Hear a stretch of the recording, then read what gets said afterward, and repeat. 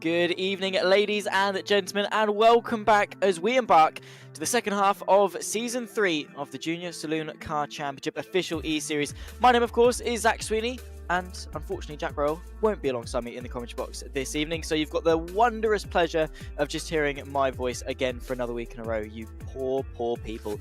Broadcast director, of course, as per usual, is Tom O'Farrell, pushing the buttons behind the scenes, making sure we follow all of the action.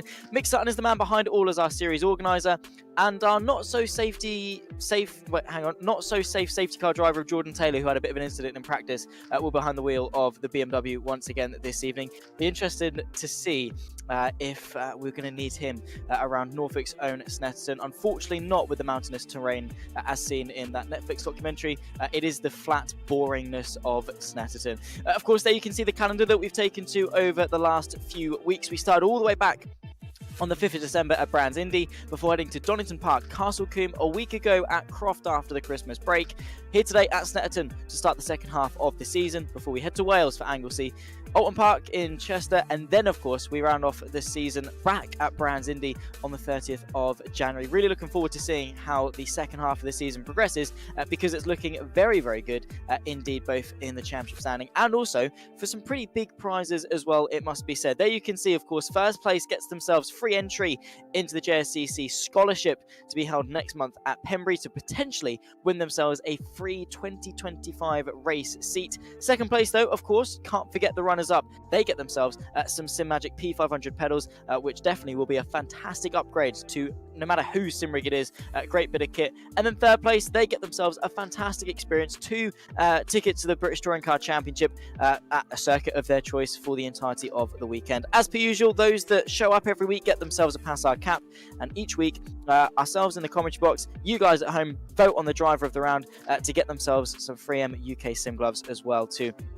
Add to their collection some high quality gear that will definitely go a very long way indeed. But of course, a little bit about the track. Championship standings. Of course, we got the championship standings. It's Nathan Williams, as per usual, who's been setting the benchmark at the front of the field. 152 points to his name, ahead of Charlie Devlin, who was on the back foot a little bit after Croft, particularly in race 2, struggled to work his way forward as well as Nathan Williams did, but still firmly in the hunt for the championship.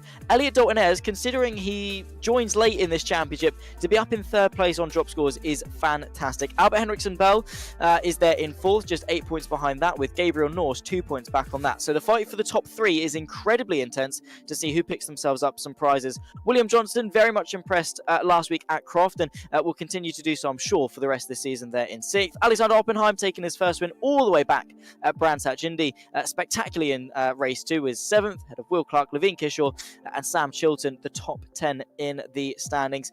And like I say, still incredibly close and still a lot to be fought for over the next 4 rounds, of course, and 8 races. Hello and welcome to everyone that's now just joining us in the YouTube chat. Make sure you're sort of saying hello. Let us know where you're watching from, who you're supporting, and make sure to like, subscribe, turn the bell on for notifications as well to stay up to date with all things PASR. We are only currently running the JSCC.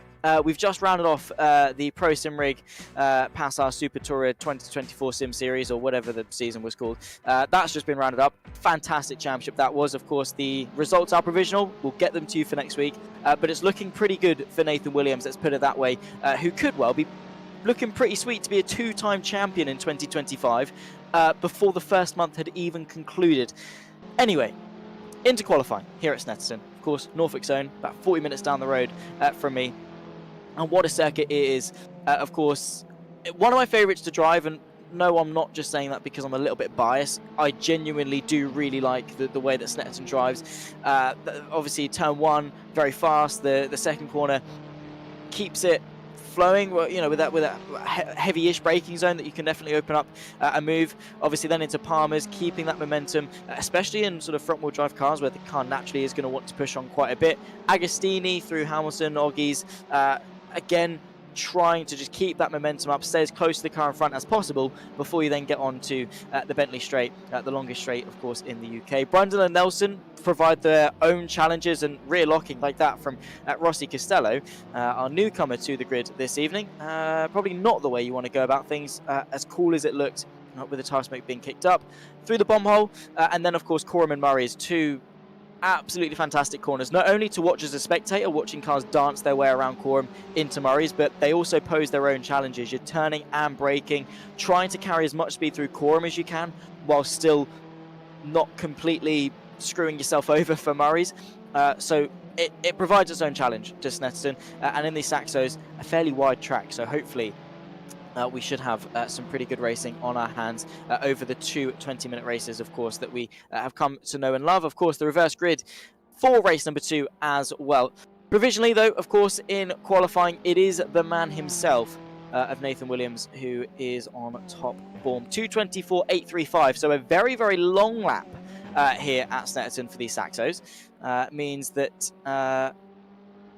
the gaps at the front probably could be a little bit bigger because obviously it's longer, there are more opportunities for you to gain time, and Nathan Williams is using that to full effect. Elliot Dalton-Ayres from William Jolton, yeah, English, it's fine. We're starting on the right foot today. Will Johnson in third place from Gabriel Norse and Albert Henriksen Bell in fifth. Again, provisionally, because we've still got a lot of qualifying to go, but because they only get 15 minutes and because it's a 2.5-minute lap, the volume of laps that you're able to churn out is a lot smaller than, say, what it was at Croft when you were probably only looking at a minute 30-ish, I think, something in that vein, maybe even a little bit less than that. So it's a long lap.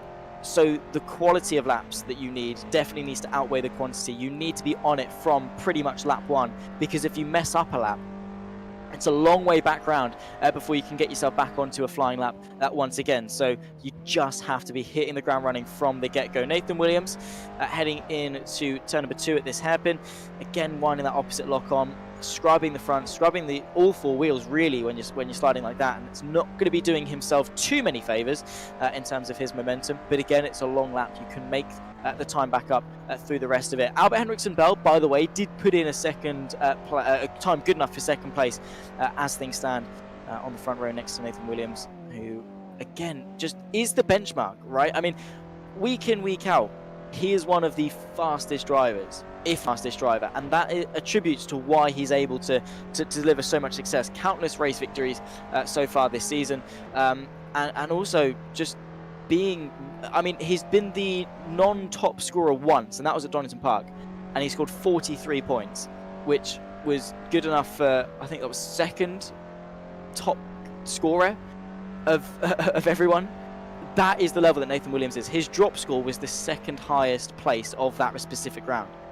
That is what we're talking about when it comes to Nathan Williams. That is the standard that he sets, and that is the standard that drivers like Charlie Devlin and Elliot Dalton-Ayres, his main sort of championship rivals, are going to have to rise to, not just on one round, not just on one race, but the entirety of the rest of the season. They're going to need to be able to climb their way to the front. Of course, Nathan Williams working his way through Brundle and Nelson, and it's one of those corners, no matter how many times I drive them, I either feel like I've completely gone in too hot, or I could have carried a bit more speed through. Maybe it's a skill issue on my part, but it's something that just is so hard to get right. Trailing the brake in, making sure you're not carrying too much speed in or braking too hard and turning at the same time. It's a fine art. And then into Murray's using a bit of the grass to sort of open it up, and using a bit of grass on the exit as well from Nathan Williams. But as long as he's within track limits, is all good. Into the pit lane though, and part of me wonders if that's going to be his qualifying pretty much over, because by the time he gets in and out, will he have enough time to complete a full out lap and go again? My sort of gut instinct says maybe not. He's got a 6/10 gap. Will that be enough to get him to... will that be enough for him to keep pole for the rest of the session? That is something that we're going to have to wait and see. Albert Henriksen Bell goes into the pit lane as well. That's pretty much a done deal that's his qualifying over. Nathan Williams is coming back out onto track, and he has got enough time to go again, thankfully. So it wasn't a long stop, maybe just for fuel or changing tyres or whatever it was, ended up being. So all should be fine for maybe one more run in this qualifying session. Same too for Henriksen Bell. William Johnson stays out, Dalton-Ayres stays out, Gabriel Norse continues his run. And Snetterton, again, one of those tracks that if you can get away with it, you want to do 2 or 3 laps on the bounce to build up that rhythm, build up that momentum, get the tyres, get the brakes into a good temperature window, and feel confident in yourself, because, yeah, again, it is a difficult circuit to nail. a lot of different characteristics about it, and it does benefit you to do 2 or 3 laps on the bounce, and you'll find that sort of your first lap is just a lap. It's nothing overly special. Your second lap then is a step up, and then the third lap is the lap you go, right, no, I understand it now, I need to push. That is then when you're going to try and find that lap time, and it goes one of 2 ways, right? The first way is you nail it and you feel pretty awesome. The second way is you overdrive the car and sort of run off the track or have a bit of a slide, brake a bit too late and lose a bit of time.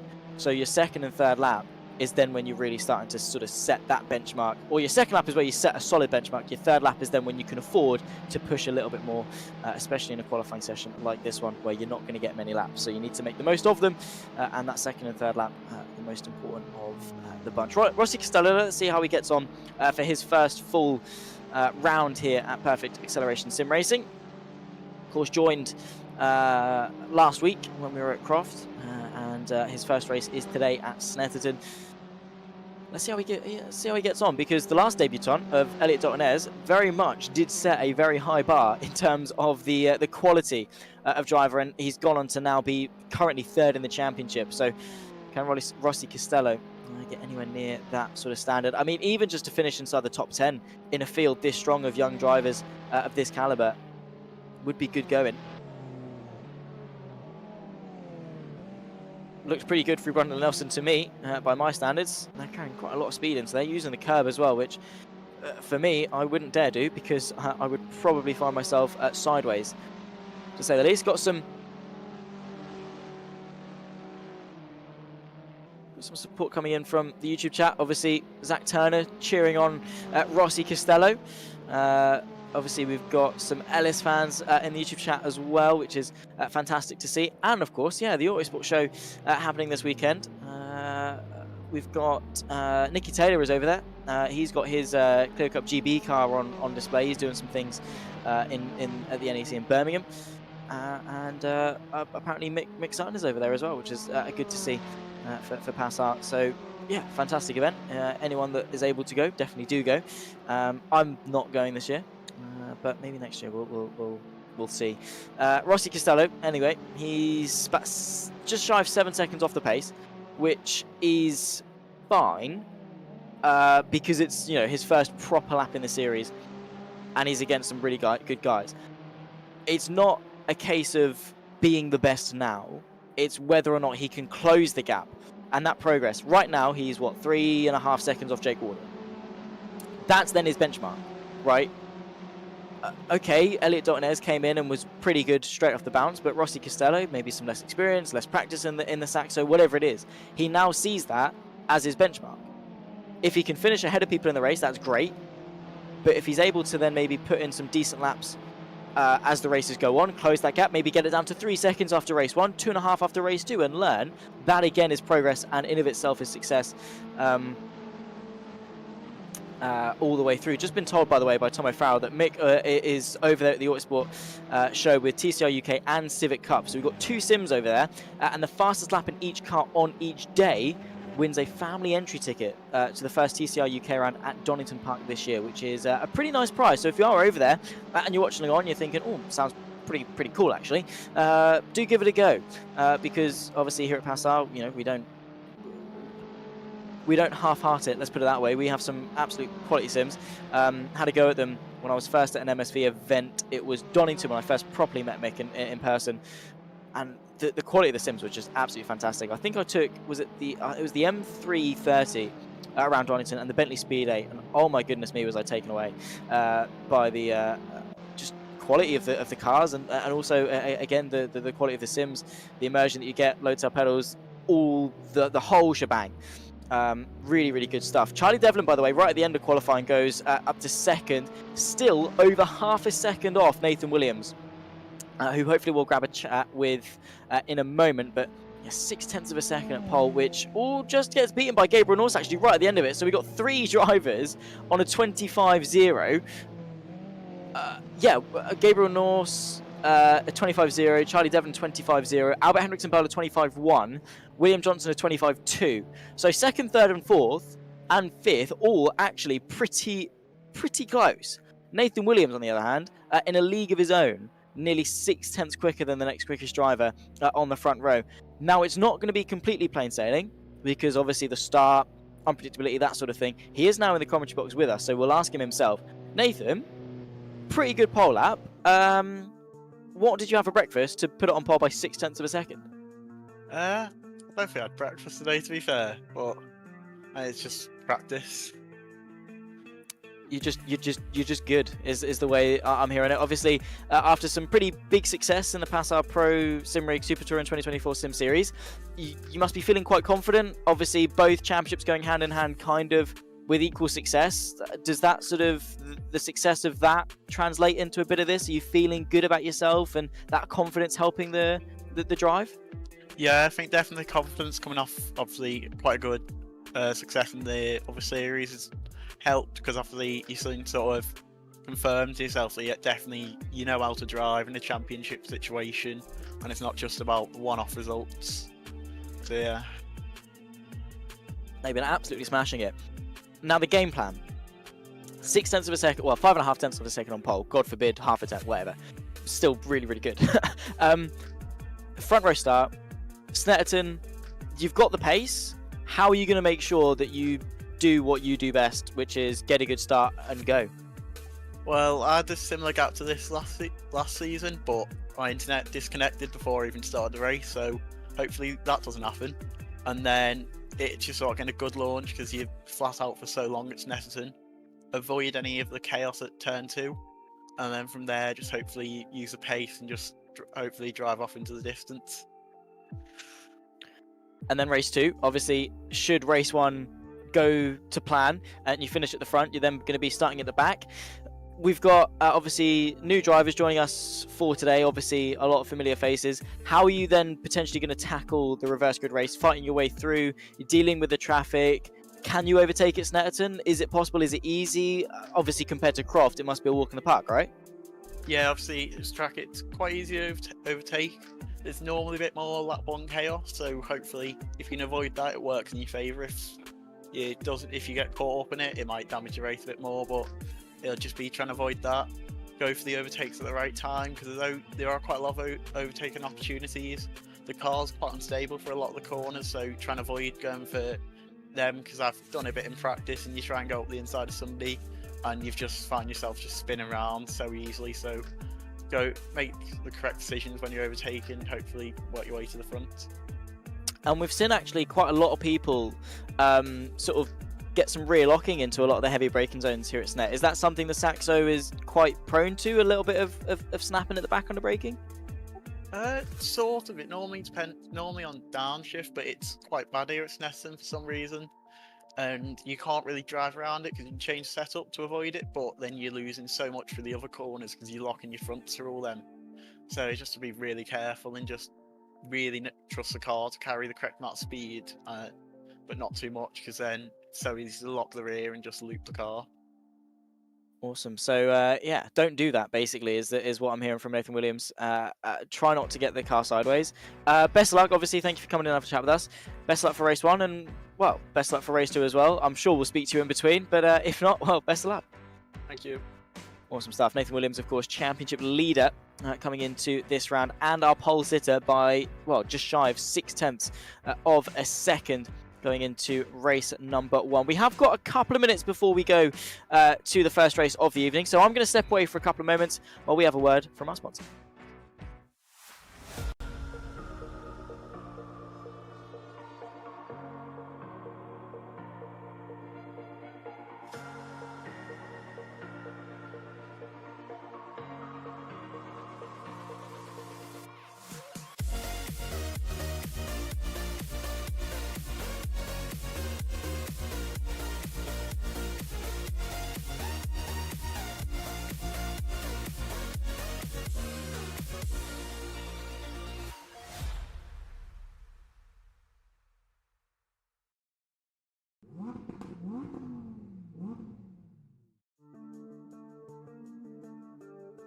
Well, welcome back, ladies and gentlemen. Wasn't gone for very long, but we are awaiting, of course, the session to tick over, and we'll start our sort of grid walk style bit before the race. Of course, the 5 red lights that come on and then we go green here at Snetterton. Obviously, a very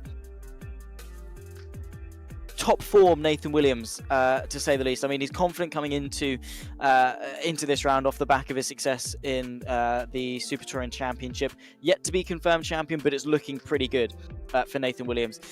And like you say, that confidence fills him, drives him to do well here, which he's been doing all season long as well. I mean, it's not just that he's able to do a one-lap hurrah or a one-race hurrah. He is so consistent, so bulletproof week in and week out, and that is why he's the one setting the benchmark for the championship. And to remind you, by the way, he is 24 points clear of Charlie Devlin in second place, which is the biggest gap inside everywhere, actually. That's the biggest gap of anywhere in the championship between any two positions. In fact, 24 points gets you from second to sixth place in the championship, and that's the gap that Nathan Williams has over Charlie Devlin, which just goes to show the absolute levels that man has taken to. There we are, of course, on the grid. We'll run you through in just a second. There you can see we're going to get the drone shot as always. Nathan Williams alongside Gabriel Norse, the 5 on the right hand side of your screen in the yellow and black, the 84 on the left of Gabriel Norse. Of course, 2 champions so far of PASR. Gabriel Norse, of course, winning the Genettas last year. Charlie Devlin, head of Albert Henriksen Bell. They keep each other company on the second row of the field in the 23 and the 42 respectively. Will Johnson from Elliot Dalton Ayres, that's row number 3. Elliot Dalton Ayres, of course, in the Islay Sims machine, and the red, white and blue machine of Will Johnson. Behind that, Alexander Oppenheim from Elliot Newbury in 7th and 8th place. Still waiting for Ben Mattas, I think, to join on the grid alongside Jake Critchley for 9th and 10th. Of course, then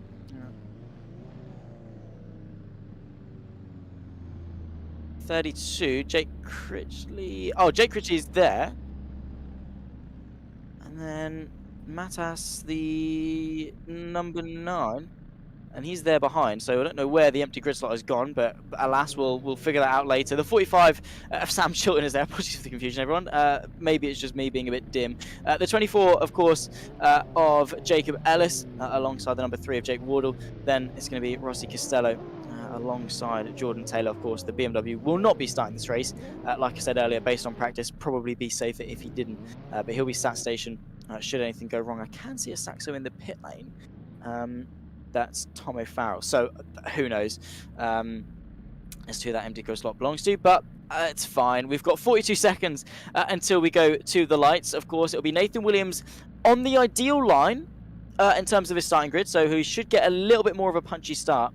But should Gabriel Norse get a slightly even or even a better one, he'll have the inside for Ritchie's, and the outside of Ritchie's doesn't usually work, especially in front-wheel drive cars, because the car on the inside naturally is going to want to push out and understeer, and that leaves you in some very precarious land should anything go wrong. But our answers shall be, our questions shall be answered, should I say, in 20 minutes time as to who's going to come out on top. Round number 5 of the JSCC Season 3, Race 1 here at Snetterton. It's Nathan Williams from Gabriel Norse, the front row. Lights are out and we get underway, and it's a good launch from the pair of the front row. In fact, they're fairly even, but Nathan Williams just getting the better second shift and up now, able to control the lead of the race. There you can see Charlie Devlin ahead of Albert Henriksen Bell as well. The red and white machine leading that grey and yellow as we head in towards turn 1 at Ritchie's. Charlie Devlin looking to go to the outside for second place, getting the argy-bargy from Gabriel Norse, but keeping his footing quite respectfully actually from Charlie Devlin. He's going to want to try and secure second place because his championship rival of Nathan Williams, he does not want outscoring him once more. Later on the brakes though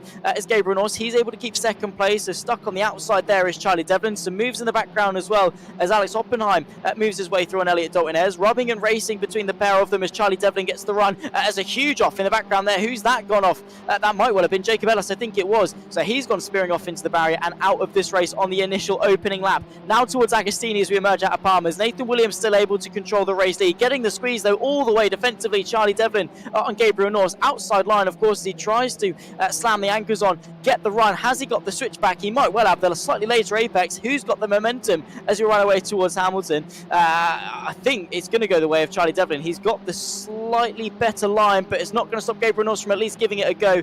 In the end though, forced to concede, and a nice bit of racing between the pair of them into Oggies for the first time. All about the exit through here keeping that momentum up, trying to not let the car run out too wide, and you want to then open up Williams as much as possible, because again, you've got a long run on the Bentley straight, and any small bit of momentum is a huge off in the background for 2 cars. Who's that? That is going to be, that's Elliot Newbury and Elliot Dalton Ayres. Both of those two going off, losing plenty of places. That's going to promote Rossi Costello up a couple, now currently in 12th place, and a couple of clashes on the opening lap. We lost Jacob Ellis, he's back in the race, and the 2 Elliots coming to blows as well. That's wide there from Nathan Williams, kicking up some dust through Brundle and Nelson. That's suboptimal, to say the least, from our championship leader, but not losing too much time in the process. Side by side in the background as well, Elliot Dalton Ayres trying to move his way back through on Rossi Costello through the bomb hole. I think he has been able to do just that. The white car, you can see the very tiny speck in the background getting overtaken.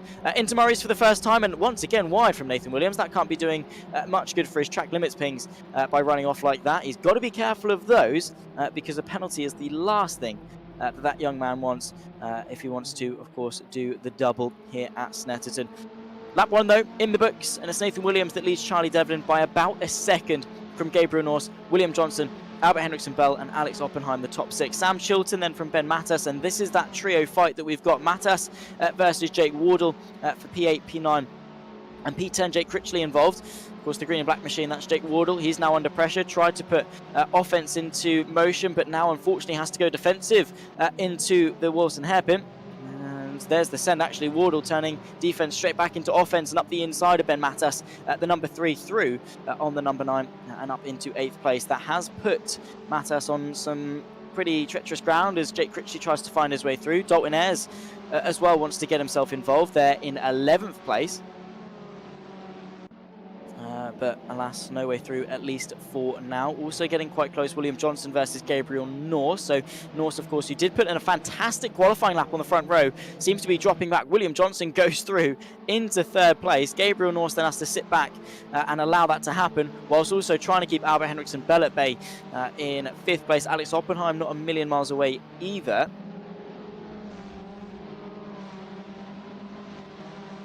16 minutes, of course, still left of race number 1. So still got plenty of time, but that's only going to actually translate into, what, 6 or 7 laps, maybe? It's a long lap here at Snetterton, so you need to maximise each and every single one of them. Like I said in qualifying, very much translates into the race.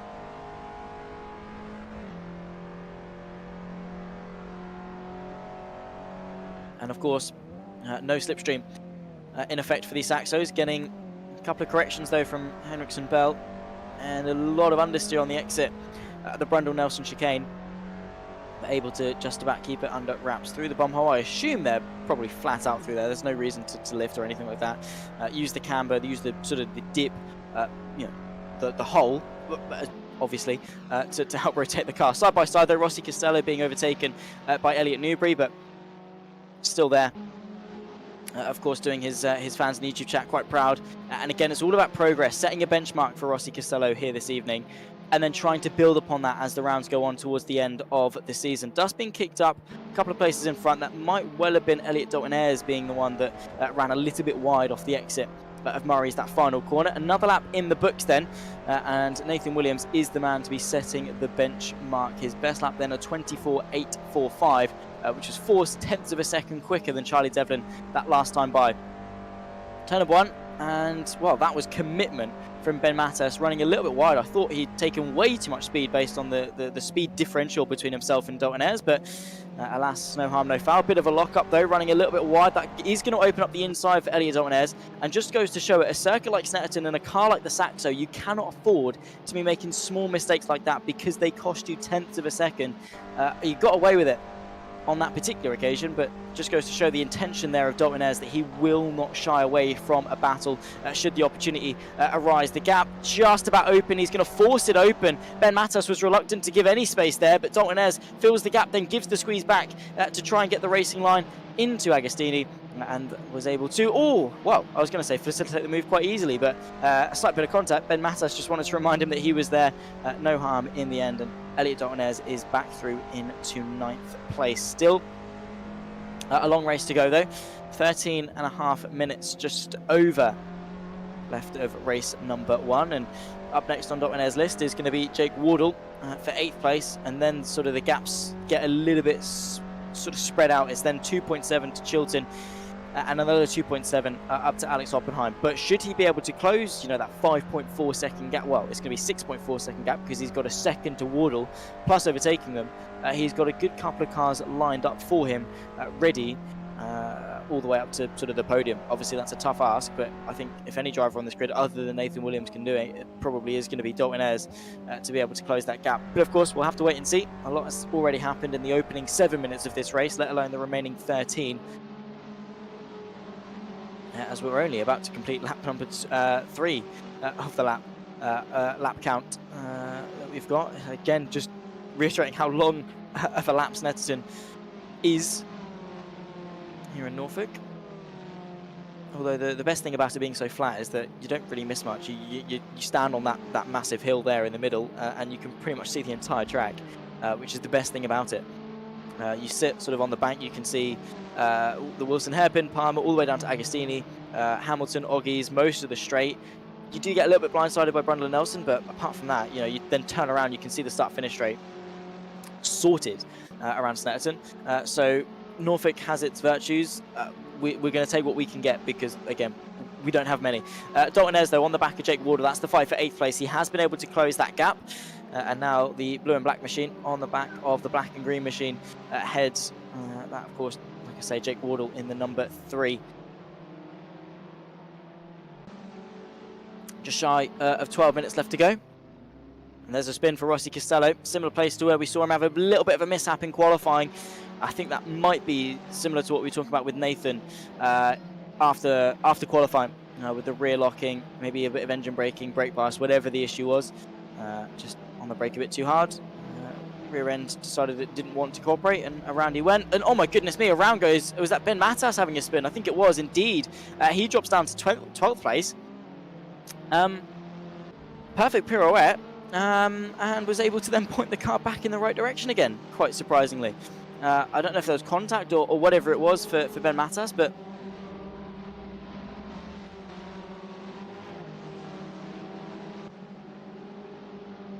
through Williams, I should say. Elliot Dotwinaire's is through on Jake Wardle.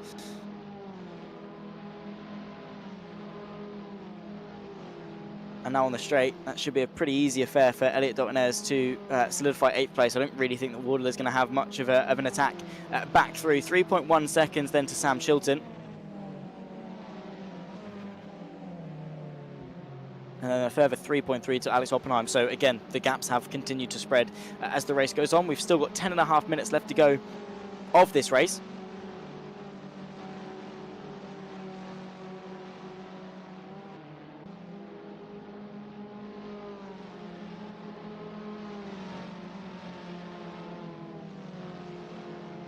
Let's have a little look as to the lap time comparisons.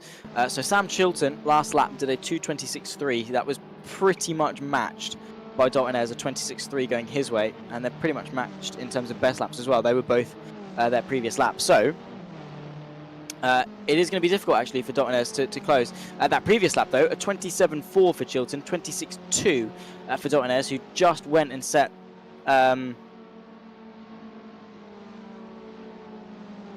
his personal best for the second consecutive lap, so going quicker. One of only 3 drivers actually to do that. Rossi Costello set his new PB that last time by. So too did Gabriel North, so 25.262 going the way for him. Nathan Williams, though, didn't quite set a personal best, but my goodness me, did he get close. His best lap at 24.709, his last lap at 24.726. The consistency of Nathan Williams, that is why, at the moment, to be fair, 2.3 seconds clear of Charlie Devlin, not in the clear, but he's building a nice gap.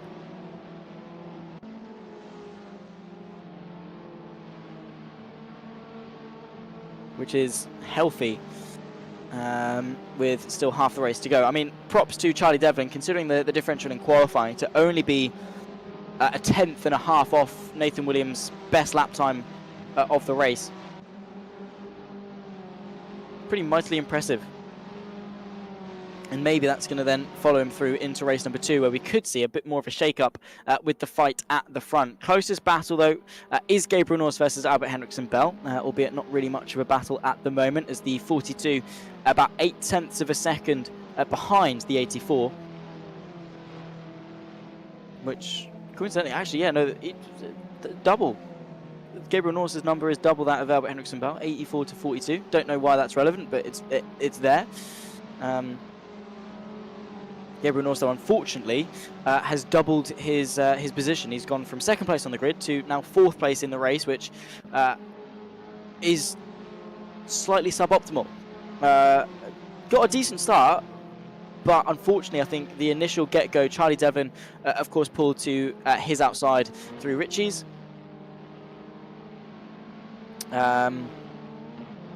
Went around the outside of him. They fought for pretty much half a lap. Then Charlie Devlin sort of checked out, said thank you very much. And then Will Johnson, a couple laps later, was able to get through.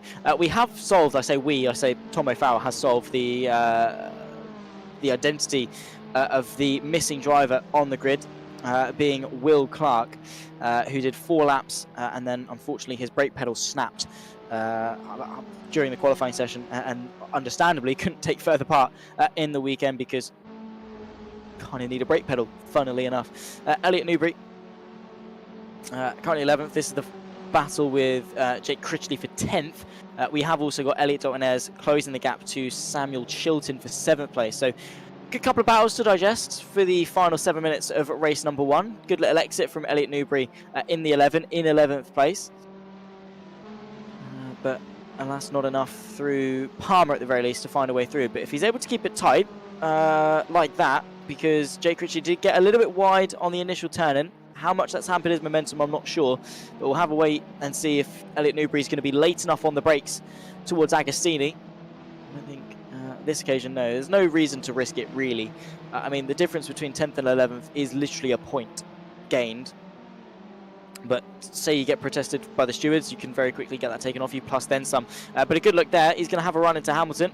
Quick flick to the left, around the outside though from Critchley, very nicely done, and great respect there shown by Newbury to not completely run him out of road into Oggies, and once again the two are going to go side by side, but it's the up and under this time that works in favour of Elliot Newbury. He has the inside line then towards Williams, gets opened up though by Jake Critchley, who's going to try tooth and nail to keep this 10th place. They're going to run door to door as they emerge onto the Bethany Straight once more. And now it's going to be a case of who can keep their foot flat all the way towards the chicane. And I think Jake Critchley was able to get the better of Newbury and extend that gap to about 0.3 of a second before the chicane.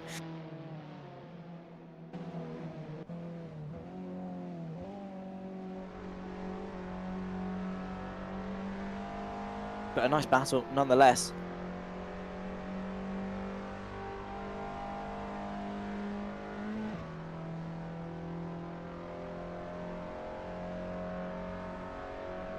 Five and a half minutes or just under, so we're going to be looking at, I believe he's just crossed the line, so I think we actually might get 3 more laps, so it'll be 2 at the line this time by, so it's going to send us actually a long time past the 0.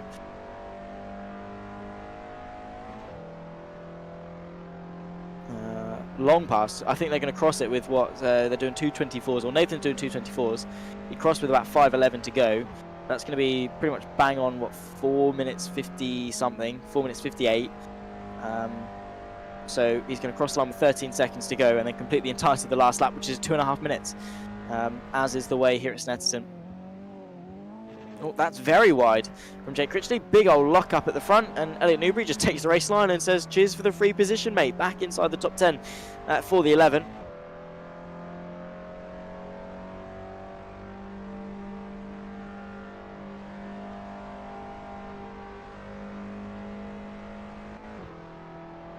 Just having a look again at the battles up and down the grid, which have pretty much dissipated. Nathan Williams 3.8 seconds clear of Charlie Devlin. The pace Nathan Williams has got, he's not actually dipped into the 25s, at least from what I can see, for the entirety of this race. He's always been inside the 24s. His last lap of 24.997, his best of 24.7, so consistently running within about a 10.5, and his current live delta relative to his PB is just shy of a 1/10 of a second. In fact, it's teetering whether it's quicker or not as to how close it is. That is the consistency. Charlie Devlin, though, has been really consistent in the low 25s. So it hasn't exactly been like there's sort of been a massive gap. I mean, Charlie Devlin and William Johnson have seen Nathan Williams for the best part of this race. They just need that final little bit to go and catch him. Because at best, they've been sort of maintaining the gap, which is fine considering how strong Nathan Williams has been this evening. But for Devlin and Johnson, they've all equally been doing a really, really good job to sort of have that consistency. I mean, William Johnson set his PB that last time by 25.2. So if they're able to find sort of a quarter of a second a lap, which I know realistically is quite a lot as we embark onto the penultimate lap of this race. But that maybe is going to be the difference between them staying ahead of Nathan Williams in race 2 and them potentially having a similar affair as to what's happened in race number 1.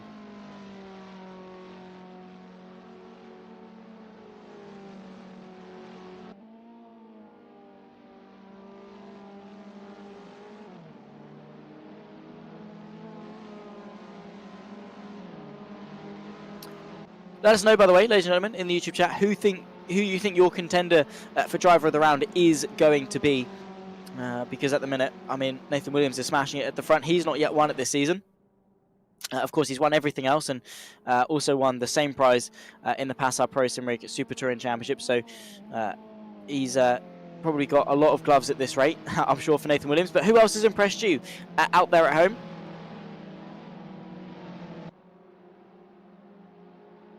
Who's been the standout driver? Who's really impressed you?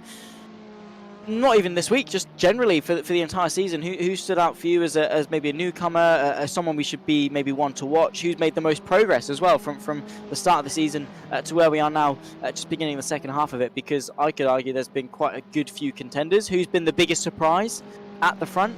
Who's been the one to be cutthroat, making those moves when no one else will? I mean, especially in the reverse grid races, that's a trait that definitely does go a long way. 1 minute 20 left on the clock, so we've got a lap and a half left to go of this race. Nathan Williams, that final lap will probably be more just a parade lap than anything. Gabriel Norse, though, has been able to close the gap onto William Johnson. That now is about 3/4 of a second, thanks to a pretty poor last lap from William Johnson, a 26.3. From William Johnson, a 25.5 from Gabriel Norse. So that allowed that gap to pretty much half, and now that is the gap. What you see between the two cars is the gap. We've got one more lap of racing, and the fight for the podium could yet still be decided. Again, reminder of the championship. Obviously, you've got Nathan Williams 24 points clear, but from Devlin to Dalton Ayres is 8 points. Dalton Ayres is down in 7th while Devlin is up in 2nd. Then, of course, you've got 8 more down to Henriksen Bell. Norse and Johnson are separated by just 6 points. So for these guys in their fight to try and outscore the likes of Henriksen Bell and Dalton Ayres to get inside the top 3 of the championship to win prizes, again, is important for them to maximise each and every single point that they can get, especially now we're in the latter half of the season. 15 seconds on the clock. This will be the final lap. No confusion like we had last week at Croft, where we were very much caught by surprise. As to the lap count, it crept up on us very, very quickly indeed. The time will now tick 0. We've still got about 2 minutes left of this race, though. Gabriel Norse getting a lot of understeer on the exit of the Wilson hairpin, though, at turn 2. I think that has put the nip in for the potential for the podium for Gabriel Norse. Albert Henriksen Bell, though, is there in 5th, about 3/4 of a second off Gabriel Norse, and could be looking to maybe nab that off him if he's going to have a really strong second half of this final lap. But he's got to keep it tidy and then find a place to overtake, which easier said than done, especially when you're racing the 2024 Ginetta Junior official eSeries champion of Gabriel Norse, who came into this, actually, I expected to be more of a contender. I mean, I'm not to say he's been slow or been poor. He's been up there consistently inside the top 3. But I thought the gap between himself and Nathan was going to be a lot closer. And I don't think that speaks down about Gabriel Norse in any capacity, because he's driven brilliantly. I think it says more about the quality that we've seen from Nathan Williams. that he's risen to, because again, you've got drivers like Charlie Devlin, Gabriel Norris, Albert Henriksen Bell, who have proven themselves across multiple PASR championships, and he's still able to rise to the occasion. He's now just got a couple of corners left to go before he rounds off another sensational victory here for the PASR Junior Saloon Car Championship. Official E-Series, Season 3, of course, round number 5 takes us to Norfolk. And race number 1, well, has been dominance defined from Nathan Williams, who is going from strength to strength, clinching points and climbing his way closer and closer to that championship, and also that free entry into the JSCC scholarship to maybe win himself a drive for the 2025 season next month at Pembrey.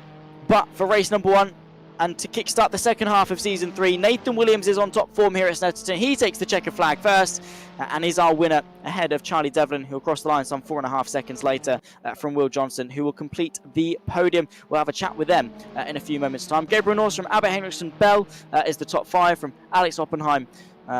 Waiting a while, actually, for them to cross the line. 7.2 is the gap.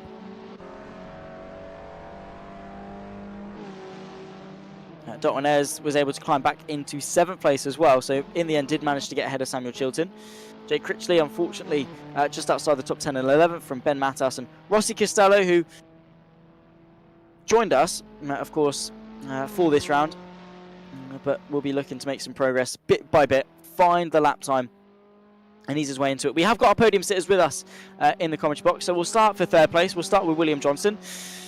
Obviously, the success at Croft, you drove fantastically last week. Coming into Snetterton, first of all, how were you feeling coming into the round, and how has that been reflected through your results in qualifying, and then, of course, the pretty good result in the race?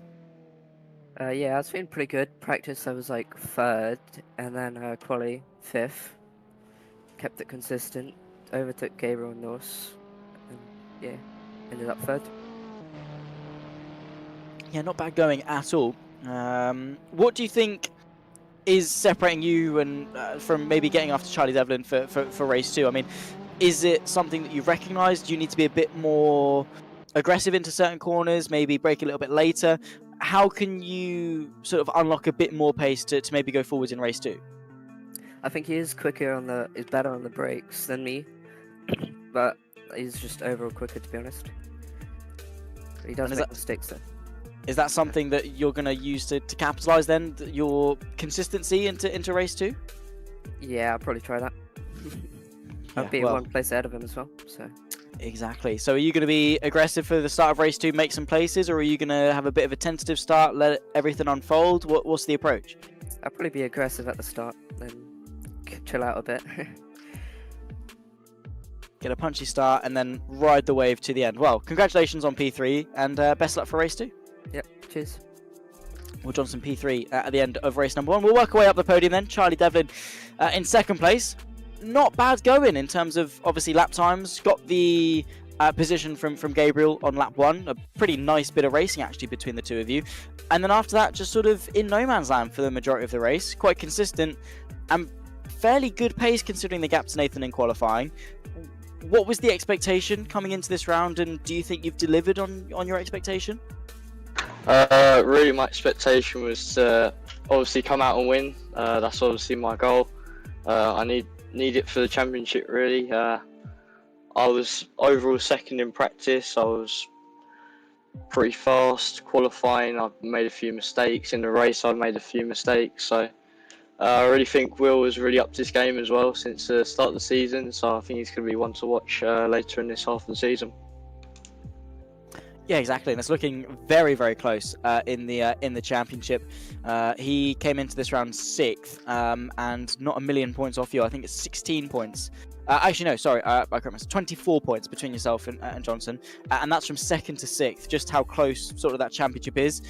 After the first race of the second half of the season, do you think that race 2 you can still be fighting, making the most of the points, at best maybe limiting the damage, and hope that Anglesey, Alton Park and Brands Hatch give you the I don't want to say miracles, but the opportunities you need to stay in this championship? I'm hoping to stay in it for as long as I can. I'm really hoping that luck swings my way a little bit. It's been a bit against me the first half of the season, I feel. but yeah, we'll push on. I'm going to be quite aggressive into the second race. We're going to try and make moves early, so we'll see how it turns out.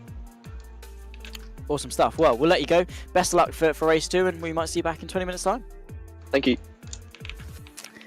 And Nathan Williams, wasn't long we'd already spoken to you, congratulating you on pole position, and now we're congratulating you on another win. I've lost count as to how many you've had so far this season, but it's looking good for the championship, and it was a glorified practice session really for you. I mean, it didn't seem any different than you just going around as you would normally. You were under no real pressure, consistent laps, and putting in some really quick lap times as well, and then just another win ticked off. I mean, did it feel like a cruise? Did you feel under pressure at all? I mean, what was going through your mind for the race?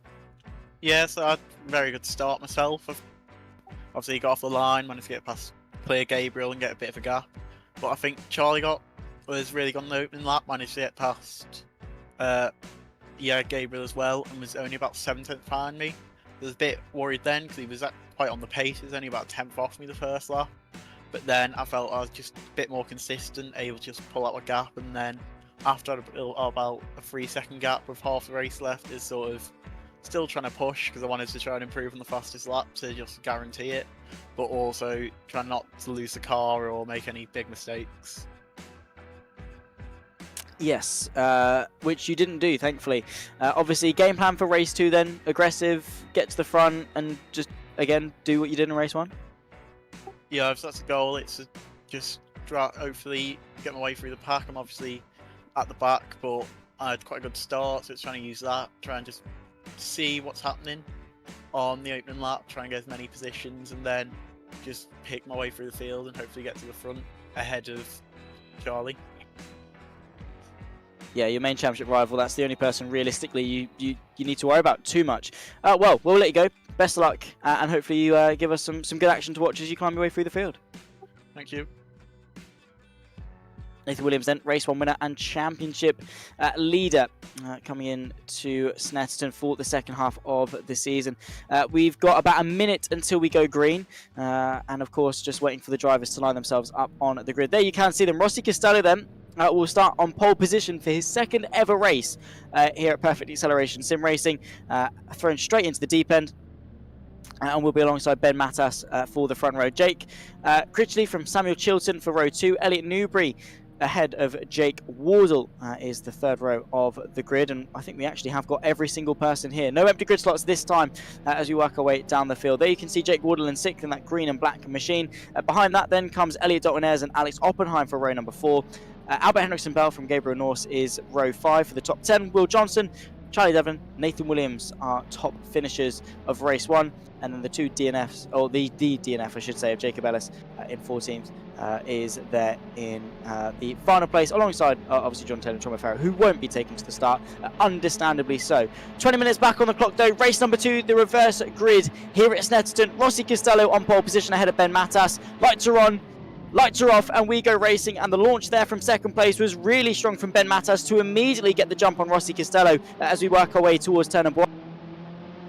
The white car, though, is able to fight back. A good second phase sees him alongside there. 3 wide in the background. I think that's Gabriel Norse, Elliot Dalton-Ayres, and potentially Albert Henriksen-Bell getting themselves involved as they work into Ritchie's for the first time. Ben Matas, though, able to control the lead of the race as Sam Chilton tries to sit idle behind, work his way through. Jake Wardle side by side with Alex Oppenheim as we head towards the first major braking zone of the entire lap. Who's going to be the one to get involved? Nathan Williams makes it 4 wide on the inside of the hairpin here at the second corner. It is absolute turmoil as we see one of the cars go off, kicking up some gravel, and look at that. We've got about 6, 7, 8 cars all within a couple of car lengths of space. Nathan Williams trying to pick his way through. He's on the outside of Jake Wardle as they run their way through Palmer Corner for the first time. Of course, that's the Demon Tweaks yellow and black machine, our championship leader. He now finds himself side by side with Rossi Costello, going from 13th up now to 7th, potentially even 6th by the time they reach Agostini. Huge bit of contact. Rossi Costello sent bowling into the side of Nathan Williams, who goes off. Our championship leader gets sent off. Rossi Costello was a complete passenger in that one. Charlie Devlin, I think, was potentially involved in that one as well, and that sees him only in 10th place, unable to capitalise fully on the misfortune of Nathan Williams. That's going to be one that's going to be inquired later on, I'm sure, but the absolute turmoil then of what was, whatever that was, on lap number 1, very, very busy. Drivers here, there and everywhere, and what it's done is release the top 3 of Ben Matas, Samuel Chilton and Elliot Newbury ahead of William Johnson in 4th place, 2.7 seconds back. Will he be able to close that gap is the question. Will Johnson was very, very quick in race 1, and he's got 18 minutes of race 2 to try and close that gap, but he's also got Gabriel Norse, Jake Critchley right behind him, closing the gap there. Samuel Chilton getting all over the rear end of Ben Matas and sent wide actually through his own volition there. Ben Matas running off through Brundle and Nelson. Samuel Chilton trying to keep Elliot Newbury at bay. Will Johnson with Gabriel Norse, with Jake Critchley, with Jake Wardle are going to sort of try and set up their own freight train to get onto the back of the podium battle. And we'll have to see how well Nathan Williams can climb his way back through the field. Already back ahead of Charlie Devlin, who I believe was involved in that lap 1 skirmish alongside his championship rival. There you can see them. Huge lunge up the inside there from Nathan Williams on Jacob Ellis. It's too wide. He's off the road. He's kicking up the grass. And a mistake there from Nathan Williams. Potentially desperation, maybe sort of seeing this lap 1 not go his way. He's now making desperate moves, desperate lunges to try and stay in contention, even though he doesn't necessarily need to. He's got a long time left to go in this race. Still to recover from it. Doesn't need to be going for any rash moves, but understandably maybe a bit frustrated. Samuel Chilton though launches the move to the inside of Elliot Newbury and threw it into 2nd place. Pretty textbook move going into the hairpin there at turn number 2. Spun round though. Jacob Ellis, whether that was contact, probably was contact. Sexos don't typically spin like that mid-corner.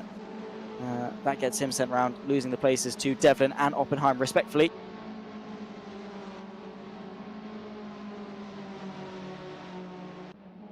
And that was a very eventful first 3.5 minutes of this race. Let us know what you're thinking in the YouTube chat, ladies and gentlemen. Albert Henriksen Belt is there in 7th place, sort of a mid contender really through all of that. Didn't lose too much, thankfully, of course, for him. Hopefully didn't pick up any damage either.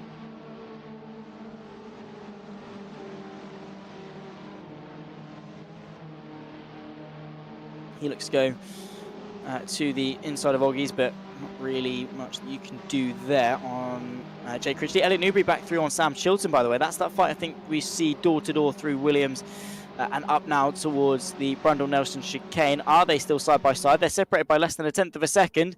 There you can see them. Ben Matas is our race leader by 1.6 seconds. Now Sam Chilton versus Elliot Newbury. William Johnson is now on the scene in that red, white and blue machine.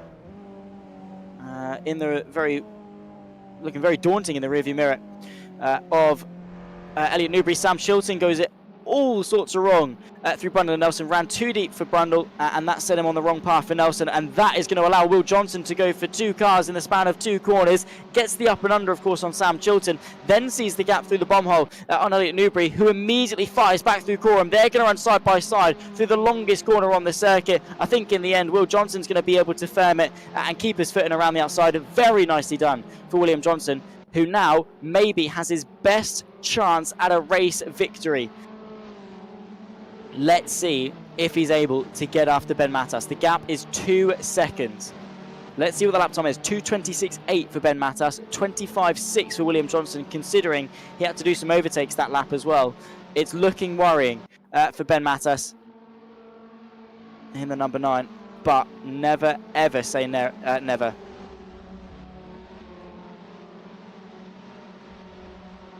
1.5 already, and we've only done the first corner. Elliot Newbury getting it wide through turn 2 at the Wilson hairpin. That's going to allow Gabriel Norse a little bit of a look to the inside. Jake Wardle as well, side by side. Nathan Williams trying to get through onto 8th place. There you can see just about in the peripheral, trying to keep it side by side through Palmer's. Has he got the agility to do that? No, he doesn't. Wardle takes the track away from him, and Charlie Devlin as well as there in 10th, trying to find his way through. Maybe use this carnage to claw some points back off Nathan Williams. Does he look for a lunge? No, Jake Wardle does though, straight into the side of Jake Critchley. That door opens then for Nathan Williams, who had no part in that incident whatsoever, but definitely is going to be a happy beneficiary from it. Now he's got the run maybe to launch an attack on Jake Wardle. That was very naughty from the number 3. Now the number 5 tries to work his way through. There's turmoil in the background. Charlie Devlin versus Jake Critchley. There's a bit of contact and scrubbing between the pair of them. Into Oggies, Nathan Williams goes up the inside of Wardle and very aggressively closes the door on the exit, giving him the squeeze, but Wardle, I think, in the end is going to have to concede this position. Now towards Brundle and Nelson. Will Johnson, 3/4 of a second behind Ben Matas, going for the race victory.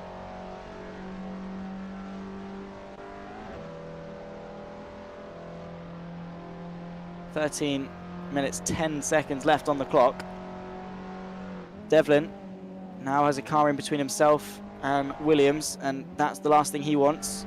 Well, in this direction at the very least. If he's got a car between himself and Williams and he's ahead, then happy days, but at the moment it's not looking that way. He needs to get through on Jake Wardle, who gets a mouthful of curb through the bomb hole, and that's going to hamper his momentum, could allow Charlie Devlin to eye up a move. Elliot Newbury passed by Gabriel Norse going into, I presume, the bomb hole, because he was behind him going into Coram. And the gap now between Will Johnson and Ben Matas at just 0.3 of a second.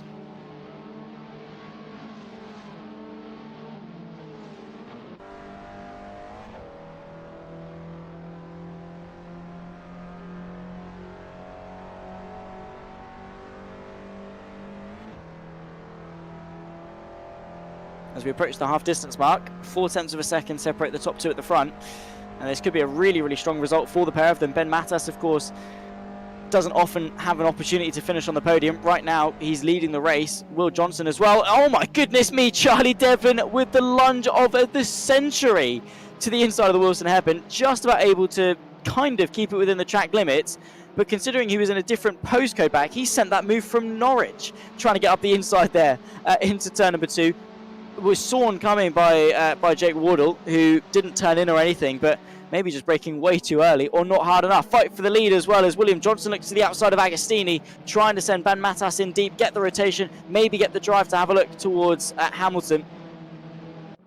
Will Johnson, of course, was the driver that had a really strong week last time out at Croft, was so close to a maiden victory, but Nathan Williams got him right at the end of it to clinch the double at Croft. William Johnson, though, got very, very, very close. And right now, he's looking even closer because he's side by side on the run out of Oggies towards Williams to try and clinch the lead of the race. Ben Matas, though, is not backing down whatsoever. But I think the outside line is just going to force him to concede unless he's able to put that foot flat to the floor and drive his way to the inside of Brundle and Nelson. He's now side by side. It's a straight drag race. He's on the outside, though. That's a precarious situation. Not really the position you want to be into the chicane, especially if Matas doesn't break pack down. He sends it in deep. Is it too deep? He's got it stopped. It's the double up and under there from William Johnson to get the lead back now towards the bomb hole. Beautiful move from the 367, and that's him through to the lead. Gabriel North shows up on the scene as well. We got 3 cars separated by less than a second with half the race still to go. Gabriel North sees the gap into Gorham and is now going to try and seize the opportunity. Gets himself through in a second place. Gabriel North is going to be gunning for his first victory of the season as well on the back of William Johnson, and this could be a battle to remember for the rest of the season. Ben Matas goes straight back down the inside of Gabriel Norse. Is he going to concede that position? Yes, he is. Norse is then able to keep second as we emerge out of Murray's. Look, though, Nathan Williams in 6th place, involved in this train of cars. Will Johnson needs to get away as soon as possible before Nathan Williams arrives back on the scene. He's trying to keep, of course, the likes of Henriksen Bell and Charlie Devlin at bay. We're riding on board, of course, with Ben Matas, who's trying to keep Elliot Newbury at bay. Now into the Wilson hairpin. He's going to go slightly defensive, pointing the car at the apex just to discourage the move. Ben Matas trying to keep that podium place. I think that's going to be him setting down the anchors and saying, you shall not pass to anyone that tries to find their way through for the podium. Sam Chilton versus Nathan Williams. So Williams goes through into 5th place. Matas, of course, going for his inaugural podium of the season, and right now 3rd place, sees him on the podium as things stand. But Elliot Newbury wants that. Nathan Williams, understandably, also does want that. 9 minutes left on the clock. It's not like we're running out of time. We've still got just shy of half the race to go.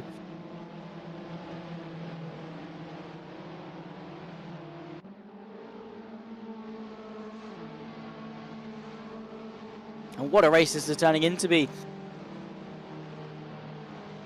After the slightly slow burner of race number 1, race 2 has made up for it and then some in terms of the action, carnage, chaos, excitement, every adjective in the dictionary that you can ever throw at this one. Nose to tail, there you can see Nathan William, Newbury and Matas, the fight for the podium there. Gabriel Norse versus Will Johnson as well. That gap about, what, a second and a half, which is going to be very good news for Will Johnson to try and go and get that podium and that win, more importantly, the win. Nathan Williams looks to go to the inside of Newbury into Brundle and Nelson. The inside line, of course, is going to be more beneficial, but I think what he's trying to set up is the double up and under on both Matas and Newbury. That's exactly what he's going to do. Nathan Williams, you are brilliant. He gets the drive. Is he going to be able to get the run on Ben Matas? No, he's not, but he is going to be able to get the move done on Elliot Newbury. Samuel Chilton tries to find himself involved. Now towards Cora and Ben, you've got Albert Henriksen Bell as well. Once again, similar story to what we had on lap 1, with about 5 or 6 cars nose to tail trying to occupy the same bit of track. Nathan Williams with some very clever racecrafts, in fact clever racecraft from each and every single one of these drivers to try and negotiate the absolute carnage of the last couple of laps. 7.5 minutes to go. Into the pit lane comes someone. It's Charlie Devlin coming into the pit lane. Why is Devlin making his way into the pit lane? And that, well, could not mathematically seal the deal for the championship, but maybe mentally. Oh my goodness me, getting close there. Elliot Newbury versus Ben Matas. That was a slight touch to the rear right. Matas through Ritchie's, which is always going to be sketchy, especially when the rear end goes light. Able to hang on to it there.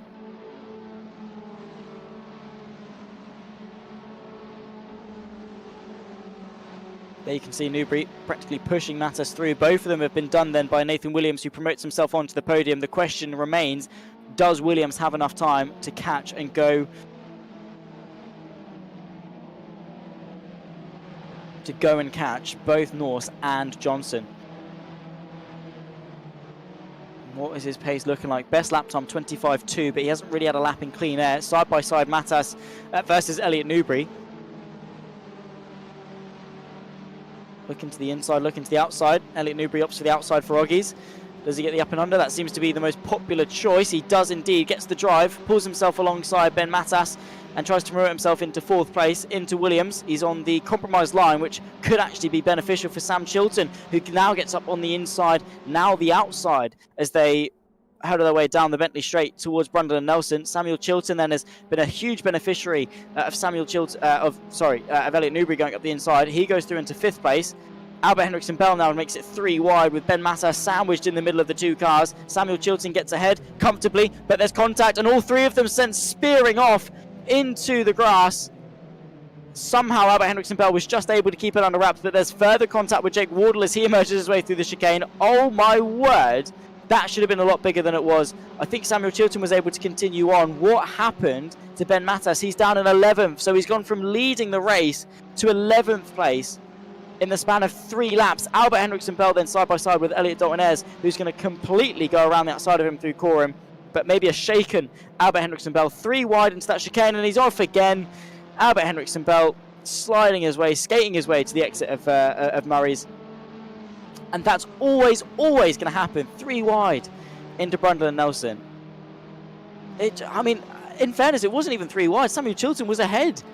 I think Ben Matas was a bit too eager on the brakes. Sort of tapped his rear left. And then it was just carnage from that point on. I mean, can't really comment too much on it. Didn't see all the angles and slow-mo and see it a million times. But initial look, you could just tell it wasn't going to work. When they're that hungry at that speed, it just isn't. There's Jake Critchley under pressure from Alex Oppenheim, by the way.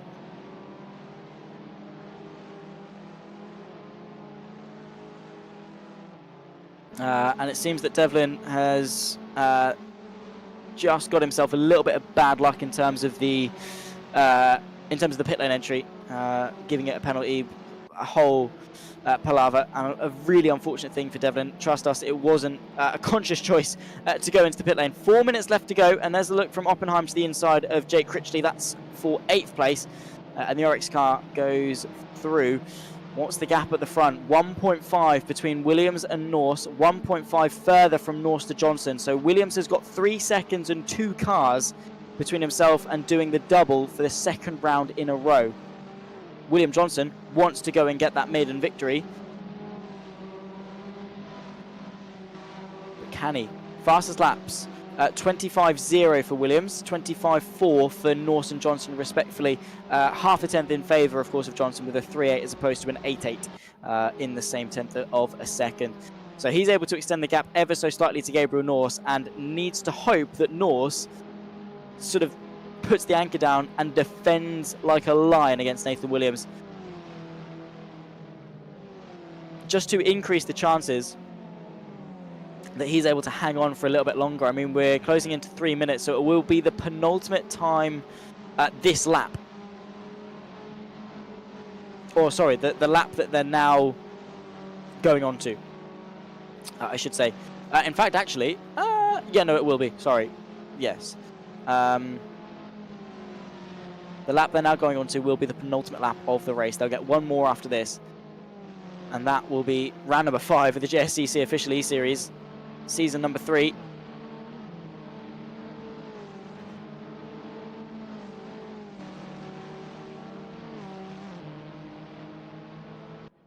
Two minutes 30 left on the clock.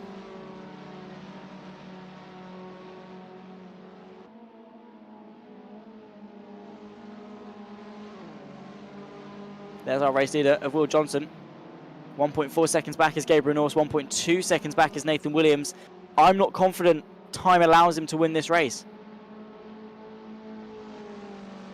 An extra lap, maybe it's more feasible, but he hasn't got an extra lap. He's got now a lap and 2/3 to go and get those positions, and I don't think he's got the pace, the raw pace. Norse and Johnson have been on top form this evening. Johnson especially. Norse has been capitalising on every opportunity that he can, which is so good to see. A driver that, relative to his standard, has kind of struggled this season.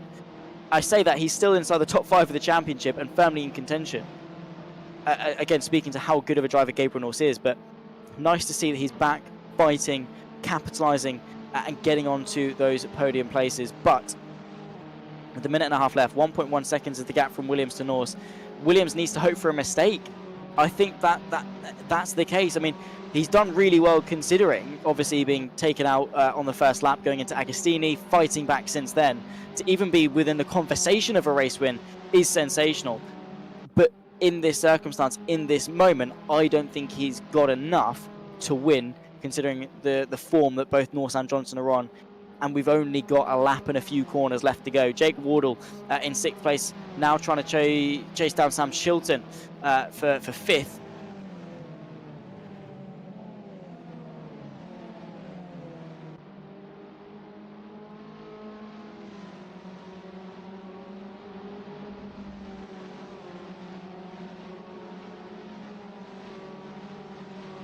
It's getting quite chaotic actually as well. Sam Chilton versus Jake Wardle versus Elliot Dalton Ayres, as Dalton Ayres looks to go to the outside of Coram. He'd done that a little bit earlier on. I think that was on Jake Critchley. He's now trying to do the same thing on Jake Wardle. Inside line now for Murray's, and that is a beautiful move. Even more beautiful if Wardle can keep it pinned, but he's not. He's kicking up the grass. A glorified lawnmower of that Citroen Saxo, and does not quite find his... well, keeps the position, bizarrely. But Dalton Ayres, I don't think, is going to be overly happy about that one, as we work our way on to the final lap of the race.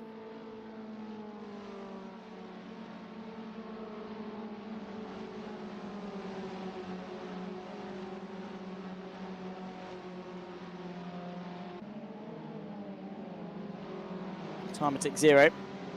Gabriel Norse has to hold off Nathan Williams. He's got 0.5 of a second back to the championship leader, Jake Critchley versus Albert Henriksen Bell, who has some poor luck in race 2.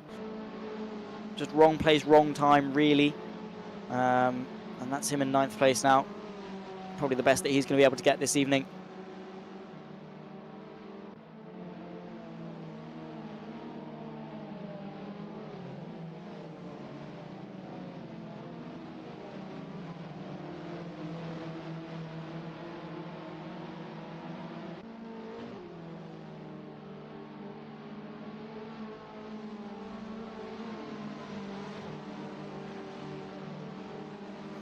We've had some very strong contenders, by the way, for driver of the round. We've got, obviously, Elliot Newbury, his hat thrown into the mix. We've got Gabriel Norse as well, who's been sensational this evening. Will Johnson won it last week. Otherwise, he firmly would be in contention for it as well. Obviously, Nathan Williams overdriving, a couple of mistakes in his redemption drive, maybe knocking him out of the running ever so slightly, but this is the final lap, and that is the gap. 3 drivers within a second of a half of each other. We've got the bomb hole, Coram and Murray's left to go, and that is the gap at the front. What can Nathan Williams do to maybe clinch second place and just bag himself an extra couple of points in the championship? Not that he necessarily needs it, considering Charlie Devlin is all the way down in 14th place, but the timer has ticked 0. William Johnson is just meters away from his first ever victory in the Junior Saloon Car Championship official eSeries. He came ever close to it last week at Croft. He's now been able to seal the deal. He has absolutely deserved this. He's been clinical since the very get-go of race number 2. He's driven perfectly here at Snetterton, and now clinches that victory. William Johnson take a bow ahead of Gabriel Norse, ahead of Nathan Williams for the podium. Not quite enough there for our championship leader. Elliot Newbury there in 4th place. What a round that young man has had as well. Sam Shilton in 5th. Elliot Dalton-Ayres comes home in 6th from Jake Wardle, Alex Oppenheim, Albert Henriksen-Bell and Jake Critchley all coming home in some quick succession.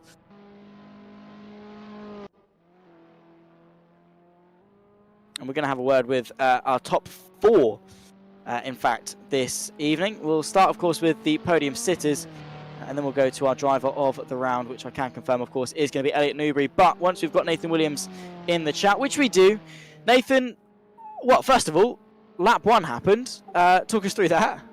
Yeah, it was quite a good start, and then obviously I worked my way quite far up the field. I think me and Charlie were P5 and 6, and then just out of nowhere, a car just came up the inside and wiped us both out and dropped us right to the back. That's like, not ideal by any stretch of the imagination, but your comeback drive was pretty strong in the end. I mean, you finished 3rd, was close within the conversation of the race win, which I think speaks volumes as to the quality of your driving at Snetterton. But all in all, a lot of positives to take, good points for the championship, and you come out of another round with your head and shoulders firmly above the water in terms of setting the benchmark week in, week out. So you must still be very, very confident with the final 3 rounds that we've got. Yeah, I've been very confident. I've gained quite a few points in this race. I think Charlie just had very bad luck. I think he had an issue with, there's just a thing on the pit lane here where you can cross over into the pit lane entry while it's still like not a wall separated. I think he's just put a wheel over that and just got a penalty, so it's very unlucky from him. But yeah, obviously gained a lot of points, looking quite good for the championship now, so yeah, quite happy. Yeah, looking very, very good indeed. Well, thank you for coming and have a chat. Congrats on the pole, the win and the podium, and we'll see you in Anglesey. Thank you. Nathan Williams, P1 and P3 ahead of our 2 races at Snetterton. We'll work our way up the podium then to Gabriel Norse, and feels like it's been a while since I've spoken to you, Gabriel, but well done on 2nd place. Race 2, very, very strong. Overtakes were clinical. You capitalised on everything, and in the end finished within about a second of the race win and held off Nathan Williams. I mean, you must be really, really happy with your performance. Yes, it's been a long time since I've actually been in the top 3, but yeah, overall that race was a lot better than the first one. First one I just had a really bad initial launch, but after that I was alright, and then in this one I had a much better start and I worked my way up quite quickly compared to everyone else, which was a lot better. Yeah, no, you absolutely smashed it from lap 1 all the way to the end. Must fill you then probably with a lot of confidence. I mean, are you confident you can keep this momentum going into Anglesey, into Tottenham Park, and then back at Brands? I mean, the fight for the top 3 in the championship, which I'm sure you're still aiming for, is very, very tight. So does it give you that extra little bit of fire you need to go and chase those results? Yeah, I mean, Anglesey's one of my better tracks, which I've done quite well in the past, and so hopefully I'll have a good result there as well. Well, fingers crossed. Best of luck, of course, for the rest of the season, and congratulations on some good results tonight.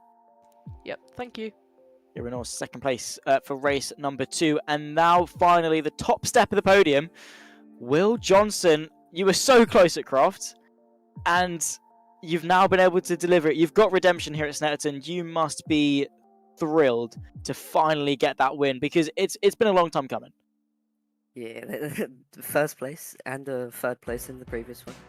with Devlin getting a DQ for going over the line. Could be good with the points there.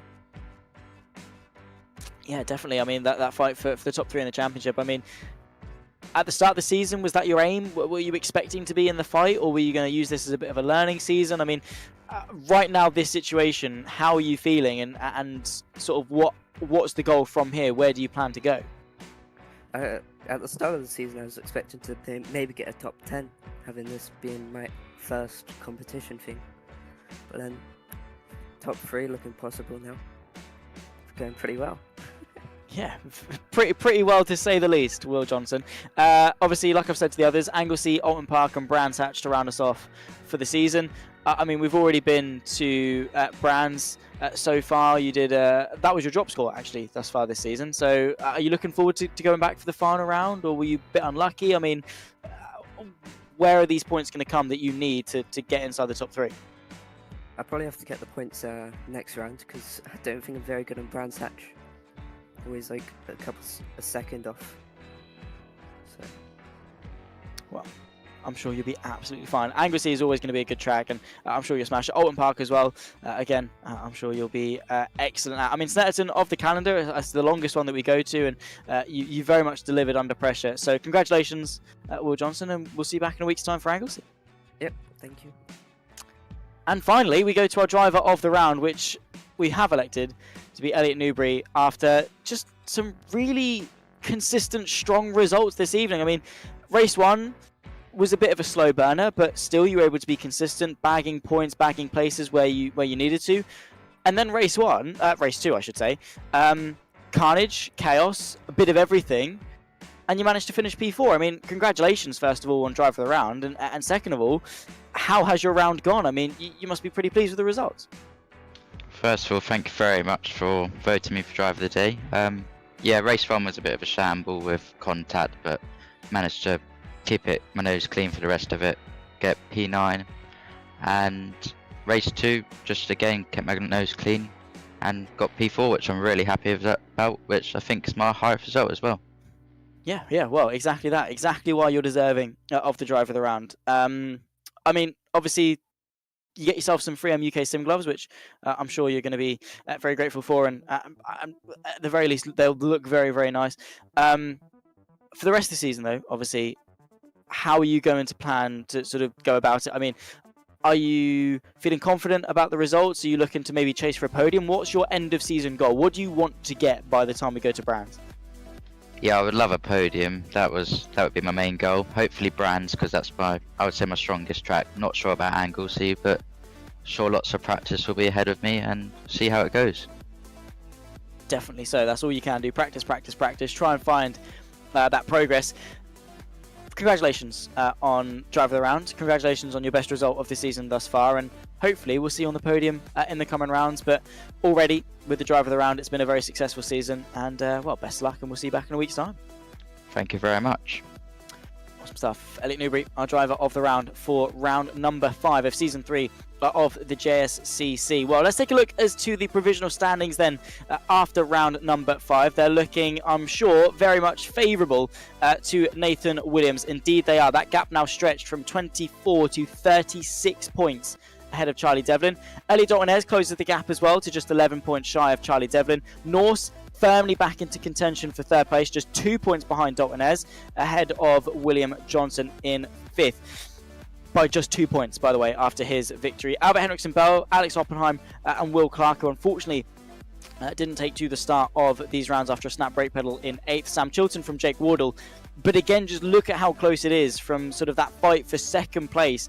And realistically, Nathan Williams, well, I say realistically, mathematically still firmly possible, especially if some bad luck goes his way over the coming rounds. He has to retake his drop score, whatever the reason is. Never ever say never until it's over in racing. Of course, Devlin getting a little bit unlucky with the pit lane entry. Obviously, things under review still for that. But the championship is as close as ever, with some very serious prizes still up for grabs. Of course, we've ticked off a lot of rounds thus far this season. We're firmly into the second half. There you can see the journey we've gone on thus far. Brands Indy, Donington Park, Castle Coombe, Croft for the first half. We've ticked off round 5. We'll head to Anglesey on the west coast of Wales in a week's time. Then we'll go to Alton Park, Brands Indy for round 8 to end off the season, to crown our champion, who will be taking part in the JSCC scholarship and maybe winning themselves a chance to go from E to Real with the 2025 drive. Of course, there you can see my name has been Zach Sweeney. I've been your commentator for this evening. We've had Tom O'Farrell behind the scenes, pushing the buttons, following all the action, making everything look as gorgeous as it does here at PASR. And there you can see our series organizer, the man behind it all, Mick Sutton, and our safety car driver, who, well, he's helped behind the scenes as well, getting drivers in for interviews, but we didn't actually need him on track.